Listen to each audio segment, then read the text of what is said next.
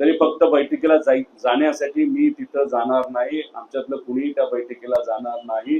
तुम्ही मीडिया समोर या महाराष्ट्राच्या सामान्य शेतकऱ्यांसमोर तुम्ही जाहीर करा की आम्ही या दोन्ही अटी मागे घ्यायला तयार आहोत, तरच आम्ही आपल्याला भेटायला येऊ, चर्चा करू आणि त्यातून मार्ग काढू।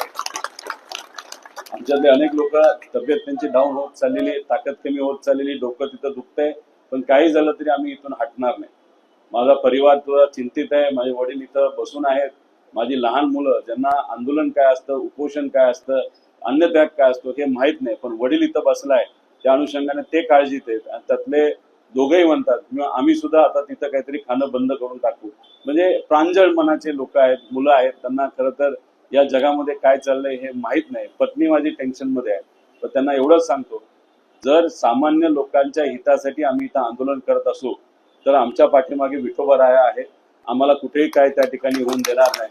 आणि जगदंबा आई सुद्धा आमच्या बरोबर आहे, त्यांनी सुद्धा आम्हाला आशीर्वाद दिला। सगळ्यात महत्वाचं, शेतकरी आज आमच्या बरोबर आहेत, सामान्य लोक आमच्या बरोबर आहेत, मजूर आमच्या बरोबर आहेत। मग कर्जत जामखेडचे सुद्धा अनेक मान्यवर आमचे सगळे मतदार आणि नागरिक या ठिकाणी आलेत, अख्ख्या महाराष्ट्रातून इथं लोक आता पाठिंबा देत चाललेत। साधा एक शेतकरी सुद्धा येऊन म्हणतोय, साधा मुलगा येतो, आम्ही बीडवरनं आलोय, कुणी म्हणते अमरावतीवरनं आलोय, कुणी म्हणते नाशिकवरनं आलेलो आहे।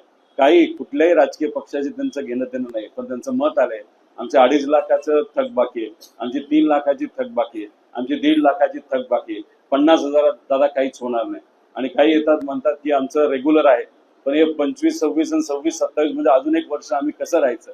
म्हणजे मला असं वाटतं या आंदोलनाचा एक फायदा मात्र झालाय की जे सरकार त्यांच्या या योजनेच्या माध्यमातून आपल्याला फसवायला निघालं होतं, लोकांना मात्र त्या ठिकाणी कळालेलं की ही योजना फसवी आहे। त्यामुळे मला लोकांना विनंती करायची की हा लढा आम्ही लढतोच आहे, पण आपल्या सर्वांना सुद्धा हा लढा लढावा लागेल। खरं तर कुठल्याही सरकारी गाड्या असतील, सरकारी मालमत्ता असेल, त्याची तोडफोड करू नका, एवढीच विनंती आम्ही सर्वजण करतो। मला काही बीडच्या शेतकऱ्यांकडनं कळालं की तिथं जे शेतकरी नेते म्हणजे आपले कृषी मंत्री बीडला गेले होते, तेव्हा त्यांची गाडी शेतकऱ्यांनी कुठल्या राजकीय पक्षाला अडवली नाही आणि जाब विचारलं, आम्हाला न्याय तुम्ही त्या ठिकाणी कधी देणार। मला असं वाटतं की शेतकरी आता कुठेतरी भावनिक व्हायला लागलेत आणि खास करून शेतकऱ्यांची मुलं ही भावनिक व्हायला लागली।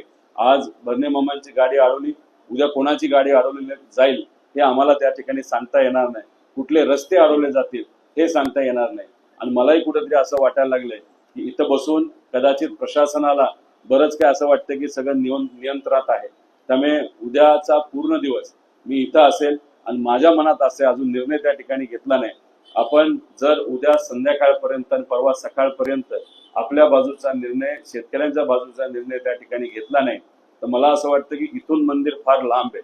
त्यामुळे अजून जवळ म्हणजे श्री नामदेव पाळीच्या इथं जाऊन आपल्याला तिथं हे जे अन्नत्याग आंदोलन आहे ते तिथं जाऊन त्या पायरीच्या इथं बसून त्या पायरीचा आशीर्वाद घेऊन तिथं ते आंदोलन परवापासून तिथं करावं लागेल असं मात्र त्या ठिकाणी आम्हा सगळ्यांना तिथं वाटतंय। शेवटी इथं येणारा जो प्रत्येक व्यक्ती आहे, जो वारकरी संप्रदायाचा आहे, जो सामान्य व्यक्ती आहे, सर्व शेतीशी निगडीत आहे, कुणी शेतकरी आहे, कुणी मजूर आहे।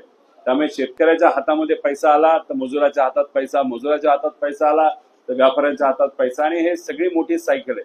त्यामुळे मला असं वाटतं की थोडं तिथं बसलो, काही लोकांची अडचण होईल, पण ती अडचण 2 दिवसाची अडचण असेल। त्यामुळे आपल्या सर्वांचं जे काही 5 वर्षाची अडचण होती कर्जमाफीची ती पूर्णपणे सुटेल असं मला तिथं वाटतं। त्यामुळे आता सरकार आम्हाला काय सांगते हे बघू, नाहीतर परवा सकाळी श्री नामदेव पायरीच्या इथं जाऊनच आंदोलन करावं लागेल असं मनात आहे। अजून फायनल झालं नाही, पण शासनाकडनं या बाबतीत काय निर्णय घेतला जातो हे मात्र त्या ठिकाणी आपल्याला बघावं लागेल। आणि परत एकदा विनंती करतो, ही लढाई आपण जी लढत आहोत ती काय फक्त आमच्या एकट्याची लढाई नाही, ही सर्वांची लढाई, आणि या लढाईला सगळ्यांनाच तिथं हातामध्ये घ्यावं लागेल आणि ते तुम्ही सर्वजण घ्याल अशी अपेक्षा। आणि पुढच्या काही मिनिटात, काही तासात, नाही तर उद्यापर्यंत सरकारचा काय निरोप येतोय हे मी माझ्यापर्यंत आल्यानंतर आपल्यापर्यंत पोहोचविल, आणि मग तो निरोप आपल्यापर्यंत पोहोचल्यानंतर आपणच आम्हाला सांगावं पुढं काय आम्ही सर्वांनी तिथं केलं पाहिजे। धन्यवाद।